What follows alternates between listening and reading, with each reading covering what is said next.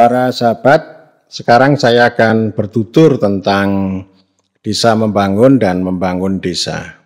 Ini dua frasa yang saling terkait, saling melengkapi untuk memperkuat desa sebagaimana dimandatkan oleh Undang-Undang Desa. Apa perbedaan desa membangun dan membangun desa? Dan apa keterkaitannya? Dan kemudian bagaimana kita mendudukkan sekaligus juga menyambung antara desa membangun dan membangun desa. Saksikan, simak video ini secara tuntas.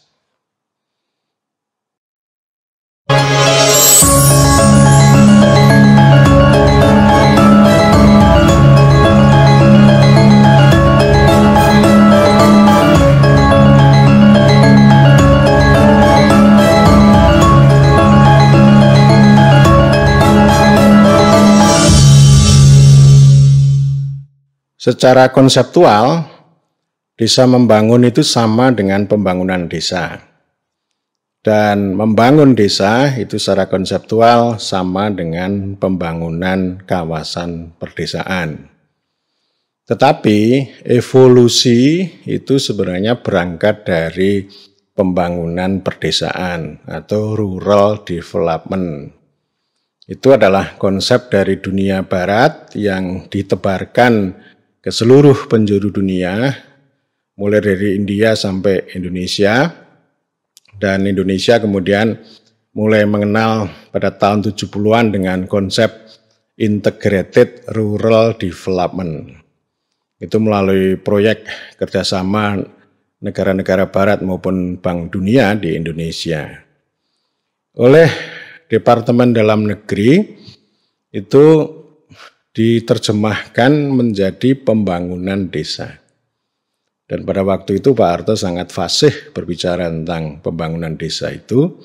Di dalamnya itu terintegrasi, ada pertanian, ada infrastruktur, ada pelayanan sosial, ada peningkatan ekonomi, lembaga-lembaga ekonomi seperti badan usaha, dulu BUD ya, badan usaha unit desa, kemudian ada koperasi unit desa, lalu juga memperbaiki administrasi pemerintahan desa.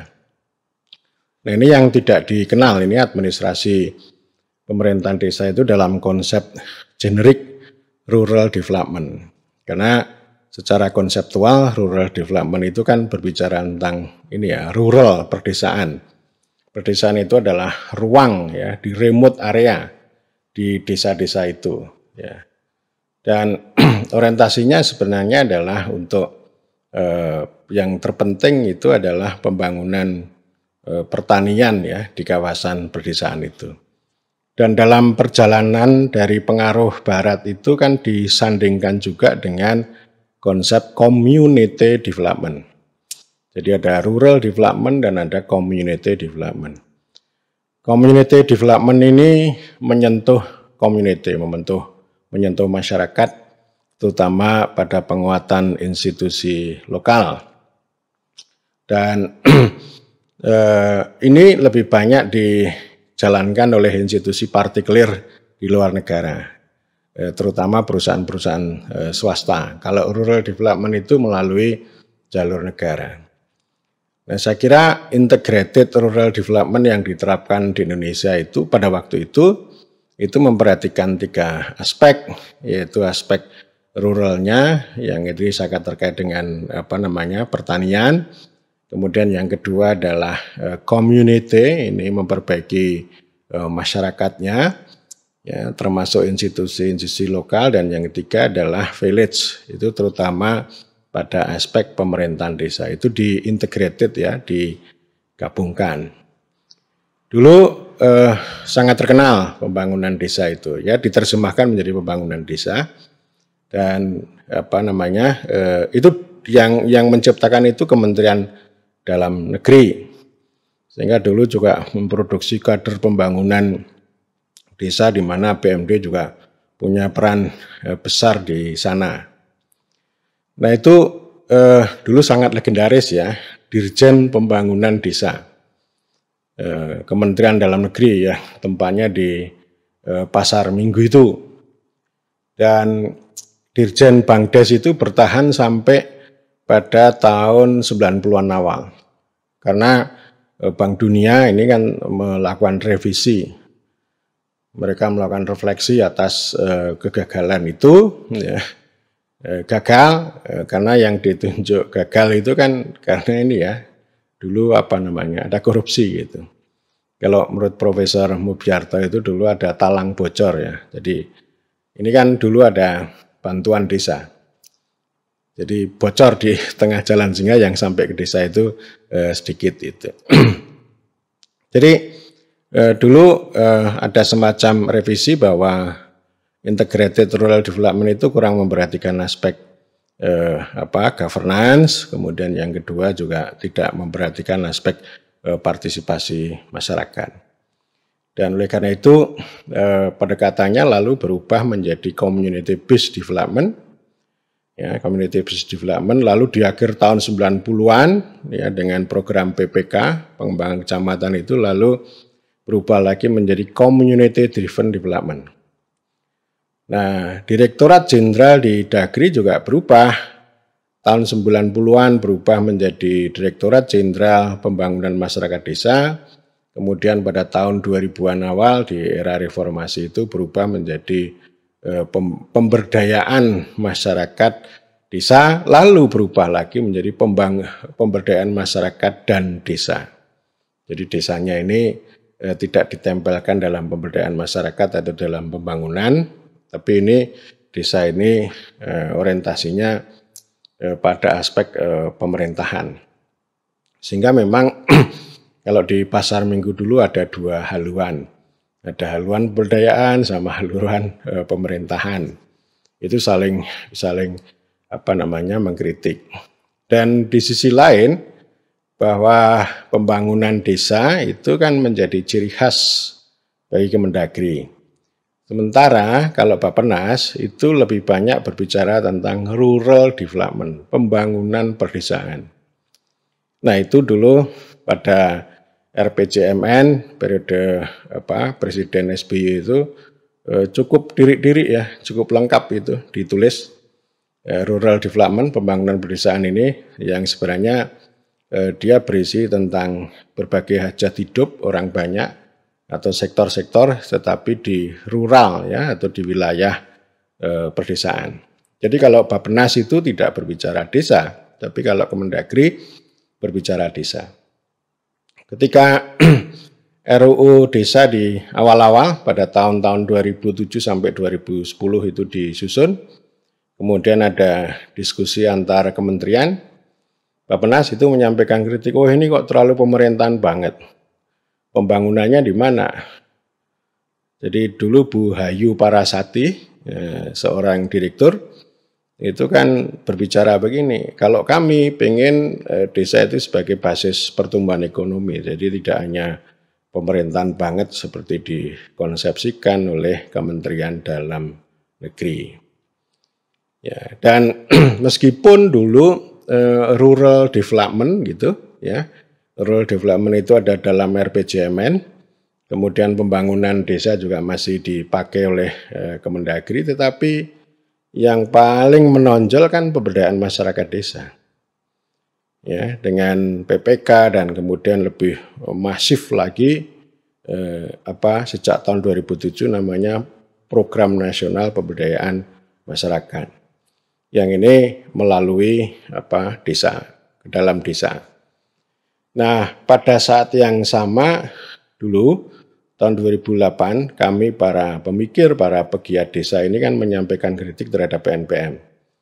Ini pendekatan yang tidak terintegrasi dalam sistem desa, tapi melalui kelompok-kelompok masyarakat. Jadi dulu di satu sisi ada musrenbang gitu ya, ada musrenbang desa, kemudian di sisi lain juga ada forumnya sendiri ini, namanya PNPM ini. Itu lalu kami kritik dan pada tahun 2008 itu kami memunculkan konsep desa membangun. Pada waktu itu semangatnya ya kita itu pengen menghadirkan desa itu sebagai subjek, bukan hanya sebagai objek dan bukan hanya sebagai pelaku itu. Karena pada tahun 2009 itu kami kan juga memperoleh ilham dari sebuah tulisan ya yang disajikan oleh Toby Carroll. Dia mengkritik tentang PPK, program pengembangan kecamatan yang diteruskan dengan PNPM itu sebagai kuda Troya neoliberal. Ya, dia bilang sesuatu yang menarik.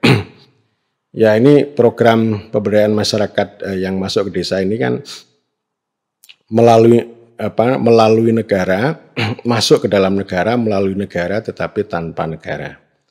Dan kemudian frasa itu lalu kita adaptasi bahwa PNPM itu masuk ke dalam desa, melalui desa tetapi tanpa desa. Dan pada waktu itu kami menyampaikan kritik keras bahwa PNPM itu memberikan 1001 manfaat tetapi mendatangkan sejuta kerugian. Salah satu kerugian terpenting sebenarnya adalah melemahkan desa.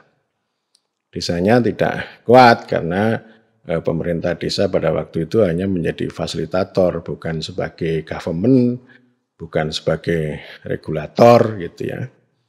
Meskipun dalam praktek ya ada juga kepala desa secara personal yang tidak institusional itu punya pengaruh gitu ya. Punya pengaruh yang kemudian dikenal dengan perampasan elit kayak begitu ya. Nah, itu dulu kami banyak sampaikan kritik dan kritik itu kemudian di kemudian hari itu bertemu dengan apa yang digagas oleh Mendagri pada waktu itu, yaitu Gamawan Fauzi ya. Jadi Menteri Dalam Negeri pada waktu itu bilang bahwa oke, kita setuju dengan dana desa tetapi satu pintu ya. Konsep satu pintu itu berasal dari Profesor Sadu Wasistiono. One Gate Policy. Jadi kita konsolidasi. Jadi kita ada dana desa yang masuk ke dalam desa. Itu artinya sudah tidak ada lagi PNPM, lalu PUAP, lalu PPIP, dan masih banyak lagi program-program yang sifatnya sektoral dan pendekatannya sama pada kelompok masyarakat. Ya, dan itu memang kami banyak sampaikan kritik kelompok masyarakat ini.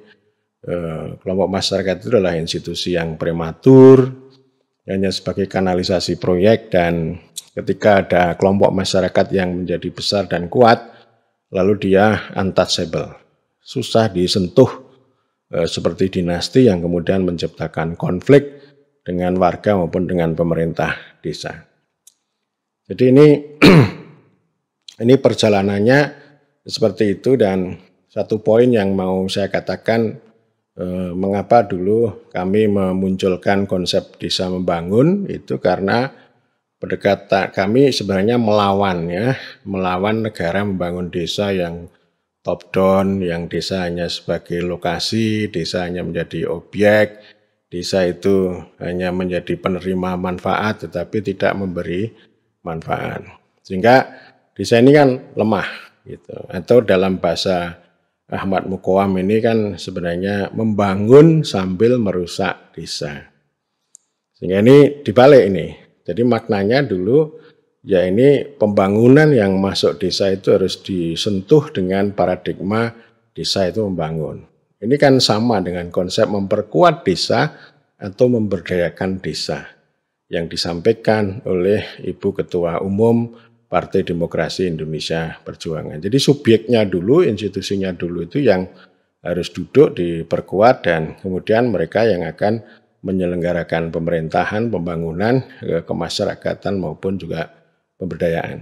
Jadi desa dulu ini ya yang harus diperkuat. Jadi desa itu apa? Ya desa itu bukan hanya sekedar kepala desa, bukan hanya sekedar pemerintah desa, tetapi kan itu kesatuan masyarakat hukum. Sehingga kan undang-undangnya itu kan berbunyi undang-undang desa, bukan undang-undang pemerintahan desa. Jadi ini kolektivitas, ada pemerintah desa, ada BPD, ada lembaga kemasyarakatan, lalu juga ada kelompok-kelompok seperti kelompok tani, kelompok nelayan, perempuan, pemuda dan sebagainya gitu. Jadi ini yang desa itu atau sering disebut sebagai kolektivisme pluralistik. Kolektivisme itu kebersamaan tapi plural. Plural itu artinya ya berbagai organ yang ada dalam desa itu punya otonomi, tetapi mereka bersatu dalam wadah desa, dan salah satu arena untuk kebersamaan itu adalah musyawarah desa. Itu maknanya seperti itu. Dan kemudian ketika itu dibawa ke dalam pembahasan RUU desa itu, ya kan ada dua kan, ada pembangunan desa dan ada pembangunan perdesaan. Akhirnya yang kemudian di otak-atik, ya sudahlah, ini namanya pembangunan perdesaan itu yang sebagai konsep besar itu mengandung dua, yaitu pembangunan desa dan yang kedua adalah pembangunan kawasan perdesaan. Pembangunan desa itu sama dengan desa membangun. Dan kemudian pembangunan kawasan perdesaan itu sama dengan membangun desa. Ya. Jadi kalau membangun desa itu yang hadir sebagai subjek itu adalah desa. Bukan negara, bukan menteri, bukan bupati. Tetapi kalau membangun desa subjeknya adalah negara. Ini konsepnya adalah negara hadir. Dan secara kelembagaan itu kewenangannya ada di bupati wali kota, tetapi Undang-Undang Desa menegaskan bahwa pembangunan kawasan perdesaan atau membangun desa itu harus ditempuh dengan pendekatan partisipatif. Partisipatif itu artinya melibatkan desa. Ya, karena yang kawasan ini kan area yang antar desa atau di luar desa yang skalanya lebih luas daripada desa. Tetapi pesan yang penting ya, jadi otoritasnya ada di bupati wali kota, tapi untuk merencanakan mengeksekusi itu harus melibatkan desa. Sehingga ini pendekatan governance atau pendekatan kolaborasi terutama antara pemerintah yang dalam hal ini pemerintah kabupaten kota dan yang kedua yang penting adalah desa. Nah, desa membangun itu pada dasarnya satu tadi ya, subjeknya desa. Kemudian yang kedua itu berdasarkan pada kewenangan lokal skala desa. Jadi bukan di luar desa. Dan yang ketiga yang terkait dengan kewenangan lokal itu kepentingan masyarakat setempat. Bukan kepentingan warga. Jadi meskipun SD itu ada dalam wilayah desa, tetapi dia tidak termasuk dalam kerangka desa membangun, tidak termasuk dalam kewenangan lokal berskala desa. Kewenangan lokal berskala desa atau kepentingan masyarakat setempat itu ya jalan desa, irigasi tersier, jalan usaha tani, kemudian sanitasi, kemudian pengembangan pertanian, badan usaha milik desa dan seterusnya itu namanya kepentingan masyarakat setempat. Jadi terutama lebih banyak orientasinya itu untuk kemakmuran ya, kemakmuran dengan memanfaatkan aset-aset lokal, baik itu aset atau barang milik desa, kemudian asetnya warga dan juga bisa ditambah dengan common pool resources. Ya, common pool resources itu ya salah satunya kalau di Jogja ini namanya Sultan Ground ya. Atau yang lain ada sungai ya, ada sungai kan sungai ini kan melintasi batas. Ini kan sebenarnya termasuk area kawasan juga. Tapi ketika melewati desa kan bisa dimanfaatkan oleh bisa satu desa, bisa dua desa atau bisa kerjasama antar desa. Jadi desa membangun itu intinya sebenarnya ini spirit ya. Spirit desa itu sebagai dia berdaulat, dia kuat, berdaulat mandiri untuk mengambil keputusan yang keputusan itu terkait dengan kepentingan masyarakat setempat. Dan keputusannya itu melalui musyawarah desa. Jadi poinnya dari situ ya. Jadi artinya begini, artinya dana desa itu terutama digunakan untuk membiayai desa membangun ya dalam ranah desa. Tapi bukan berarti kita tidak boleh untuk masuk ke dalam ranah kawasan. Ya, ranah kawasan atau membangun desa, poinnya adalah kalau untuk masuk ke kawasan itu melalui kerjasama antar desa, kerjasama desa dengan pihak yang lain, maupun badan usaha milik desa bersama. Jadi poinnya di sana. Jadi dana desa itu sebenarnya bukan untuk membiayai kewenangannya pemerintah yang ada di desa. Kalau kemudian pemerintah itu suruh membiayai stunting misalnya, tolong desa biayai stunting ya, nah ini namanya titipan. Itu nggak masuk dalam kerangka kewenangan lokal berskala desa. Termasuk misalnya ada desa-desa memperbaiki jalan kabupaten, itu salah. Itu baik tapi salah. Termasuk untuk memperbaiki gedung SD itu juga baik tapi konyol. Ya, karena itu pemerintah yang punya. Nah lalu bagaimana caranya kalau gitu? Ya desa harus bersama rakyat itu harus mengadvokasi kepada pemerintah. Gedung SD ini jalan kabupaten ini harus diperbaiki, pemerintah yang harus turun tangan. Ya itu namanya pelayanan. Jadi artinya kalau ini desa ini kan ruang kehidupan ini kan macam-macam ini. Sektornya juga macam-macam. Nah kalau nanti semuanya itu digunakan, diminta pada desa untuk membiayai dengan dana desa kan nggak cukup, ya. Ini dari sisi uang ya, tapi kan sebenarnya alasan pertamanya, ini bukan ranahnya desa, ini ranahnya pemerintah supra desa, ya. Dan yang kedua alasannya ya nggak bakal cukup, ya, nggak bakal cukup. Ini ibarat menggarami air laut. Ya, saya kan selalu mengatakan seperti itu. Dan nanti kalau kita terlalu banyak melakukan intervensi tentang urusan-urusan yang bukan lokal atau yang sering saya sebut sebagai kepentingan warga, maka itu dampaknya tidak baik. Satu, ya ini tadi, yang kepentingan warga juga tidak maksimal, tidak akan berhasil dengan baik. Kemudian yang kedua, yang kepentingan masyarakat setempat itu juga tanggung. Ya. Jadi ini kan yang saya amati di desa itu kan kebingungan seperti itu ya. Misalnya rencana desa membangun itu kan sudah jadi. Dan kemudian ini diintervensi terus ini, dikasih titipan terus. Jadi RPJMD-nya terbengkelai, terganggu.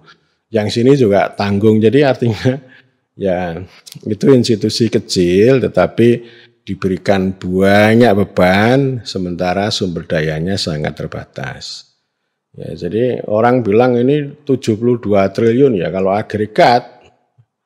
Tapi kalau dibagi ke desa kan hanya 1 miliar lebih sedikit kan. Ya, kalau itu dibandingkan dengan penghidupan atau berbagai macam sektor, ya tidak akan cukup. Ya karena itu saya ingin mengatakan sekali lagi bahwa untuk kepentingan warga itu jangan pakai desa, jangan pakai mekanisme desa, tidak perlu pakai dana desa, tetapi ya itu pakai pelayanan yang melekat pada fungsi pemerintah. Ya, jadi maknanya seperti itu. Tetapi saya mau mengatakan bahwa kita tidak boleh terjebak, tidak boleh mengisolasi desa itu dengan kerangka desa membangun. Jadi artinya desa jangan dilokalisir, jangan diisolasi dengan kewenangan lokal berskala desa.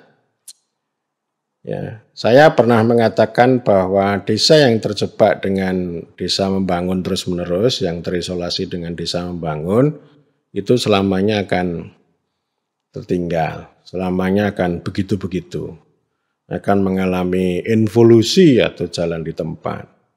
Dan karena itu desa itu harus dibawa keluar. Orang desa juga harus berorientasi keluar juga, yang dalam hal ini adalah membangun desa atau pembangunan kawasan perdesaan. Jadi ini nanti akan tersambung. Desa membangun itu menjadi fondasi, menjadi landasan. Sebenarnya ini kita bisa tata, tetapi saya agak pesimis soal ini, kecuali desa-desa yang sanggup melampaui proyek dana desa, tapi punya kesadaran diri tentang kedaulatan desa, nanti akan tumbuh menjadi lebih baik ya. Meskipun itu yang namanya desa membangun itu kan akan diacak-acak dengan peraturan menteri, ya, dengan titipan-titipan itu, dan itu tidak bisa mengelak gitu, karena kalau mengelak ya nanti akan ada hukuman ya, ada stick and carrot gitu ya. Jadi desa itu sekarang itu yang terjadi sebenarnya bukan desa membangun, tapi pembangunan di desa. Pembangunan yang dirumuskan, didrive, digerakkan, diperintahkan, diteknokratisasi, diteknikalisasi, dilabelisasi oleh teknokrat. Dan itu sebenarnya bukan mencerminkan atau merepresentasikan kepentingan pemerintah, tujuan pemerintah, itu kan teknokrat tuh. Ya. Yang sekarang dengan SDGs gitu ya. SDGs itu saya menduga ini dibuat oleh sosiolog yang tidak sosiologis gitu. Yang sebenarnya anti desa. Saya sudah kritik sebelumnya ya dengan tema labelisasi desa. Itu hasilnya nanti cuma output, ya, tidak desa yang kuat. Desa yang kuat, maju, mandiri, dan demokratis yang dicita-citakan oleh Undang-Undang Desa. Jadi kalau kemarin Kementerian Desa itu merayakan 7 tahun Undang-Undang Desa, itu sebenarnya isinya adalah 1 tahun SDGs Desa, bukan 7 tahun Undang-Undang Desa. Kalau mau konsisten dengan Undang-Undang Desa, tidak perlu menggunakan kosakata atau label atau stiker ya, kata Wahyu Susilo ya, stiker SDGs ya. Jadi kita kembalikan saja seperti apa yang diperintahkan oleh Presiden Joko Widodo tentang pertumbuhan ekonomi desa, tentang daya ungkit ekonomi desa, atau pesan dari Ibu Mega tentang memberdayakan desa, itu basisnya adalah desa membangun. Itu disesuaikan dengan kepentingan masyarakat setempat ya, kalau bahasa formalnya kepentingan masyarakat setempat, kemudian kewenangan lokal berskala desa, kemudian juga itu terkait dengan itu tadi istilahnya denyut kehidupan ya, sehari-hari ya, entah itu kepentingannya petani itu, atau pokoknya yang skalanya skala lokal, dan BUM desa itu bisa menjadi kekuatan untuk mengkonsolidasi itu. Ya, jadi sekali lagi ini menjadi basis, menjadi fondasi untuk bagaimana kita membangun korporasi rakyat yang berbasis desa, lalu dikonsolidasi oleh desa melalui BUM desa. Kemudian yang ketiga dengan proteksi perlindungan pemerintah, keempat adalah kolaborasi. Saya ingin mengulang sekali lagi poin tadi ya. Kalau desa itu terjebak atau diisolasi dengan desa membangun, meskipun desa membangun ini belum jadi, karena yang terjadi itu adalah tetap saja negara membangun desa tadi ya. Ya, kalau kita isolasi desa dengan desa membangun itu tadi involusi, ya, jalan di tempat, karena itu harus dibawa keluar dengan ranah pembangunan kawasan pedesaan atau membangun desa. Nah, sebaliknya pembangunan regional atau pembangunan kawasan khusus atau pembangunan pedesaan yang tidak melibatkan desa itu pasti akan menciptakan ketimpangan. Jadi jebakan Batman desa membangun adalah involusi atau kemiskinan atau ketertinggalan. Kemudian jebakan Batman dari membangun desa yang tidak melibatkan desa adalah ketimpangan ya. Nah, oleh karena itu ini harus disambung nih. Jadi artinya kalau desa dibawa keluar ke ranah yang lebih luas itu akan bisa mengatasi kemiskinan ya. Kemudian di sisi lain kalau pembangunan yang regional, yang kawasan, yang membangun desa itu didekatkan, lalu ada partisipasi desa, maka bisa mengurangi ketimpangan. Jadi poinnya di sana, dan apa yang kita sebut dengan membangun desa itu kan negara hadir, atau pembangunan kawasan pedesaan itu negara hadir. Tetapi yang mau saya katakan bahwa pembangunan kawasan pedesaan itu bukan hanya sekedar ruang, bukan hanya sekedar area, bukan hanya sekedar perencanaan, bukan hanya sekedar komoditas. Tetapi inti dari membangun desa ya memberdayakan desa. Intinya itu desa di sana itu. Otoritasnya ada di pemerintah kabupaten yang bisa didukung oleh pemerintah yang lebih tinggi. Nah, saya memahami pembangunan kawasan pedesaan atau membangun desa itu ada 3. Pertama adalah memeratakan pembangunan. Karena selama ini kan bias kota, ya, bias kota, membangun pabrik, membangun industri ya di kota. Gitu. Tapi bukan berarti bahwa memeratakan pembangunan itu ekspansi kota, bukan. Karena kalau ekspansi kota ini kan tanpa partisipasi, tanpa desentralisasi, tapi lebih banyak investasi tanpa partisipasi, tanpa desentralisasi, tanpa demokrasi. Itu akan menciptakan ketimpangan dan penghisapan.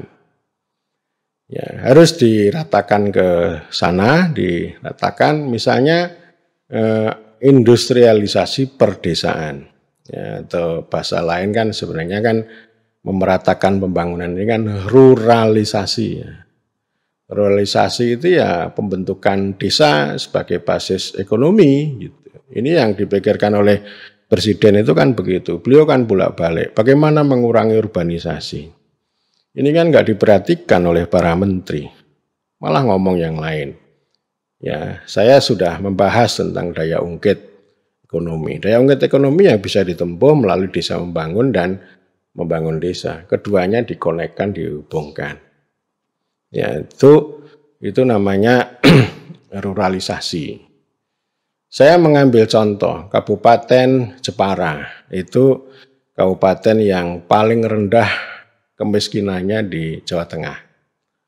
Atau punya tingkat kemakmuran yang lebih tinggi dibanding dengan kabupaten yang lain. Nah, tentu karena basis ekonominya sudah lama hidup dengan mebel itu, dan mebel itu kan merupakan titik temu antara kota dengan desa. Jalinan sosial antara pengusaha dengan orang-orang desa itu sudah terbangun lama, sehingga urbanisasinya menjadi lebih berkurang dibanding Wonogiri, atau dibanding Gunung Kidul, atau dibanding kabupaten yang lain di Jawa Tengah maupun DIY. Ya. Jadi ini memeratakan pembangunan. Industrialisasi pedesaan juga harus diperhatikan. Paling tidak itu memberikan nilai tambah pada pertanian. Itu ya. Jadi industrialisasi ini penting karena kalau kita belajar pada pengalaman Korea Selatan, New Zealand, Australia itu kan peta jalan roadmap industrialisasi kan dimulai dari pertanian. Industri yang mendukung pertanian dan mengolah pertanian, memberikan nilai lebih. Dan saya kira di Thailand juga begitu. Nah, kita nggak serius kita ini. Ya, jadi kita udah melompat ke industri manufaktur bahkan high tech, tetapi industrialisasi pertanian yang di ranah pedesaan ini kurang diperhatikan. Padahal dari sini industrialisasi pedesaan ini, ya terutama yang pertanian ya, kalau yang tambang kan itu beda lagi itu. Industrialisasi pertanian ini, ya misalnya mengolah cabai, ya mengolah cabai itu menjadi ini ya biji mie instan itu ya yang di mie instan itu loh, yang di kotak-kotak kecil itu ya. Itu kata siapa namanya Faisal Basri itu impor itu. Nah kita kan punya banyak tempat. Ini contoh aja baru pada sisi cabai, belum yang lain. Jadi entah itu tomat atau kedelai untuk kecap dan seterusnya. Ini saya kira banyak yang itu harus dihubungkan antara industri itu dengan pertanian gitu ya. Kemudian antara investasi dengan pemerintah daerah dan juga desa maupun petani. Nah, dari sana ekonominya tumbuh, satu. Kemudian lapangan pekerjaan tercipta. Dan dari sana pasti akan ada multiplier effect, ya, itu kata teknokrat ya, akan punya daya dorong. Kalau ini sudah punya daya dorong, lalu nanti kesempatan berusaha akan banyak. Nah, itu saya yakin akan mengurangi urbanisasi.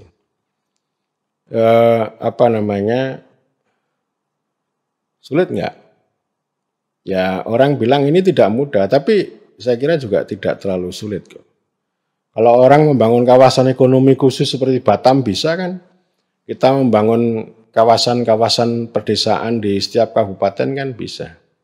Dan itu orang kabupaten Bapeda itu sudah canggih ya.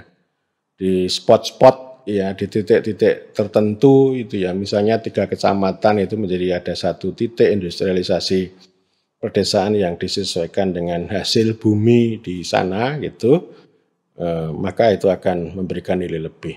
Entah itu industri kopi atau industri cabai atau tomat atau kedelai atau apalagi atau kemiri, banyak ya, saya kira banyak sekali yang itu saya kira kita bisa menyontoh Korea Selatan, New Zealand atau Australia. Termasuk saya kira ternak juga ya. Nah, ternak ini penting ini. Daripada impor ya, impor kan disenangi oleh teknokrat sama mafia, sama mafia. Jadi mereka nggak butuh kedaulatan. Jadi maksud saya pendekatan memeratakan pembangunan itu harus ada daulat, ya, daulat lokal. Kalau nggak ada daulat ya percuma aja. Itu makna pertama membangun desa. Ya, itu sama dengan ruralisasi, sama dengan agropolitan, sama juga dengan industrialisasi pertanian pedesaan. Itu yang pertama. Kemudian yang kedua, membangun desa itu mengandung makna memperkuat desa. Nah, ini diambil dari tadi pembangunan partisipatif yang melibatkan desa. Desa harus hadir di sana, ya. Entah itu kerjasama antar desa. Kerjasama antar desa itu macam-macam, bisa menangkap air sungai misalnya, atau kerjasama mengelola pantai misalnya, atau yang lain. Ya. Kerjasama satu desa dengan perusahaan, kerjasama beberapa desa dengan perusahaan. Ya, misalnya ini ya mengembangkan itu ya pengolahan ya, industri pengolahan buah merah misalnya. Nah, ini kan kawasan ini ada sejumlah desa. Nanti dibicarakan. Nah, yang ditanami adalah tanahnya warga. Yang mengorganisir ya itu desa. Yang mengelola itu badan usaha milik BUMDesa bersama. Lalu berkolaborasi dengan swasta. Kan begitu ya. Ini yang saya sebut sebagai shareholding. Nanti dihitung itu ada orang yang pasti bisa menghitung nanti ya, kalau warga itu menyumbangkan tanah 2.000 berapa bagi hasilnya, yang 5.000 berapa, yang 1 hektar berapa, itu sudah canggih itu. Kalau saya kan nggak ngerti saya. Kalau saya hanya berpikir tentang bagaimana institusi kolaborasi itu bisa dibangun. Ya. Jadi artinya nanti ini bukan hanya sekedar orang invest gitu ya, orang investasi lalu hanya menjadi tenaga kerja, itu nggak menarik itu. Nanti jadi buruh murah aja. Dan pengalaman kolaborasi atau shareholding ini kan ada pengalaman itu. PTP Tembako di 4 kecamatan di Klaten. Itu ada pengalaman entah itu perusahaan kecap dengan petani menanam kedelai. Ini yang sederhana ya, yang sederhana. Ini kolaborasi harus dibangun banyak dan sering saya katakan bahwa dengan cara-cara begitu artinya akses desa menjadi lebih luas dan kemudian juga bisa memotong melawan pasar yang tidak sehat. monopoli atau eksploitasi yang dilakukan oleh tengkulak itu bisa dipotong dengan pola-pola kolaborasi itu. Ya. Lalu pemerintah ngapain gitu ya? Ya pemerintah bisa memfasilitasi, memproteksi dan seterusnya. Gitu. Ya, jadi ini kerjasama ini menarik, ini menjadi solusi yang saya kira akan memberikan nilai tambah bagi desa. Dan yang lebih penting itu bagi produsen pertama. Produsen pertama itu ya nelayan, peternak, petani, dan seterusnya. Kemudian yang ketiga, membangun desa juga mengandung pengertian memberdayakan masyarakat. Ya ini berbagai komponen ya, berbagai komponen itu memberdayakan itu artinya sebenarnya mengorganisir, mengkonsolidasi. Bukan hanya melatih, ya. Jadi artinya ini kan diorganisir tadi. Ya kalau ini tadi ada kolaborasi antara warga, petani, kemudian desa, lalu ada perusahaan kan ini diorganisir ini. Diberikan akses, membuka akses. Itu namanya memberdayakan.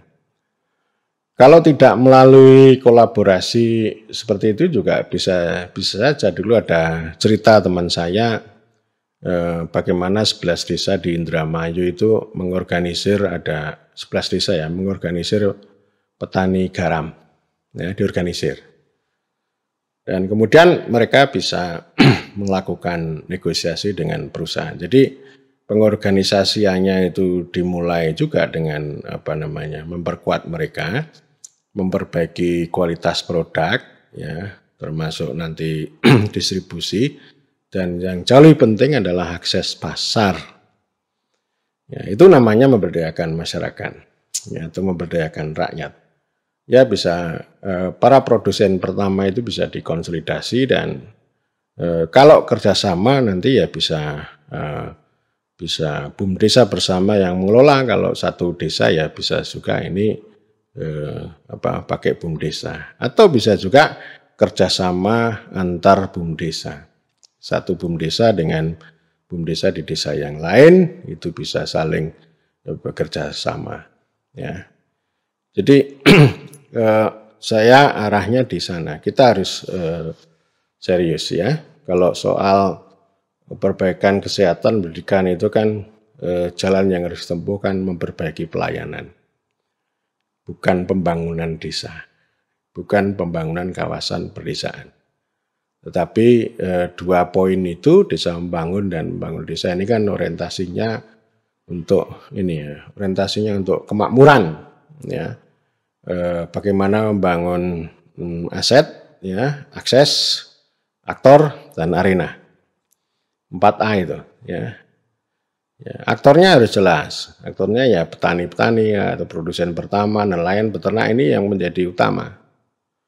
Itu yang akan menjadi basis korporasi rakyat itu aktornya harus jelas. Kemudian yang kedua ya aset, ya, asetnya apa di sana? Tadi sudah saya katakan asetnya warga, asetnya desa, kemudian sumber daya milik bersama. Nah akses di situ, akses kolaborasi, akses untuk distribusi itu bisa ditempuh kalau kita ini tadi ya aktornya itu diorganisir. Kemudian juga arena ya, arena itu mulai produksi sampai distribusi. Nah itu apa yang saya katakan tadi ya, mulai dari desa membangun sama membangun desa ini kan terkonek.